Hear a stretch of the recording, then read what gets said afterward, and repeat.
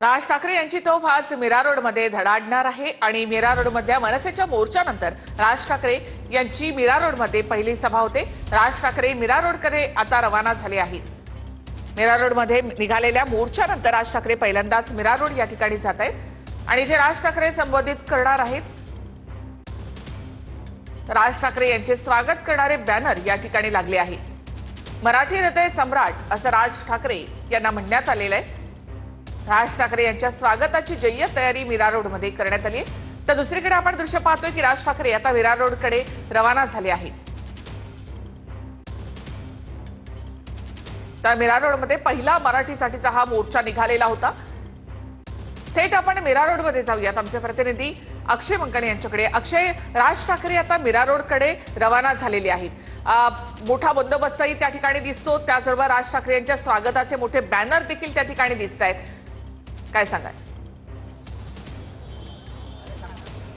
नक्की निखिला, 8 जुलैला मराठी माणसांचा मोर्चा निघालेला होता आणि संपूर्ण मराठी जनता जी आहे ती मीरा भाईंदरमध्ये एकत्रित झालेली होती। ज्या जोधपूर स्वीटच्या मालकाला मनसेनं मारहाण केलेली होती त्याच नित्यानंद नगरच्या चौकामध्ये ही संपूर्ण मनसे प्रमुख राज ठाकरे यांची सभा होणार आहे आणि या संपूर्ण जोधपूर स्वीटचं जे दुकान आहे ते सध्या बंद आहे आणि पोलिसांचा मोठा बंदोबस्त या ठिकाणी पाहायला मिळतोय आणि थोड्याच वेळात राज ठाकरेंचं आगमन मीरा भाईंदर शहरामध्ये होणार आहे आणि त्यांच्या करता मोठ्या संख्येने मराठी बांधव जे आहेत ते या ठिकाणी जमलेले असल्याचं पाहायला मिळतंय। आकर्षणाचं केंद्रबिंदू म्हणजे हा घोड्यावरती बसलेला मुलगा आहे, कारण की या घोड्यावरती बसलेल्या मुलाला 8 जुलैच्या आंदोलनावेळी पोलिसांनी ताब्यात घेण्याचा प्रयत्न केलेला होता। त्याला घोड्यावरतून उतरायला सांगितलेलं होतं। या मुलाने त्यावेळेस छत्रपती शिवाजी महाराजांचा पेहराव जो आहे तो केलेला होता। आता आपण या मुलाशीच बातचीत करणार आहोत।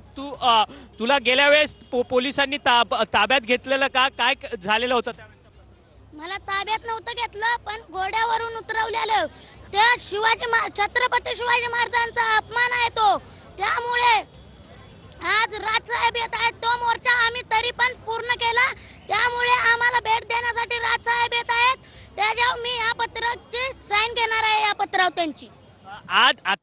आज मला वाटतं सन्माननीय राजसाहेब आल्याच्या नंतर त्यांचा जो आवाज आहे तो अजून मजबूत होईल आणि अजून मजबूतीने ह्याच्या पुढे मराठीच्या विषयात ते पुढे जाते। इथले जे राजकीय नेते आहेत ते मतांसाठी लाचारी करतात ना, त्यांच्यामुळे आमच्यावर ही वेळ आलेली आहे। खरं तर जर साऊथ सारखा कडवटपणा आपल्या नेत्यांमध्ये असता ना, तर मराठीसाठी असे मोर्चे आणि आंदोलनं करायला आम्हाला लागली नसती हो। परंतु राजकीय नेत्यांच्या स्वार्थापोटी आम्हाला आज ही वेळ यावी लागली, पण हरकत नाही। या सगळ्या गोष्टीला आम्ही सक्षम आहोत आणि यांना पुरून उडल्याशिवाय आम्ही राहणार नाही।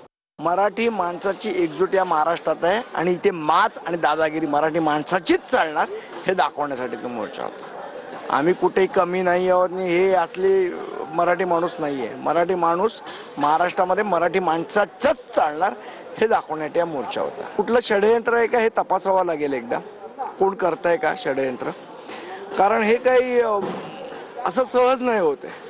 हे जाणून बुजून केलं जातं आणि ते कोण करतंय याचा योग्य वेळी आम्ही खुलासा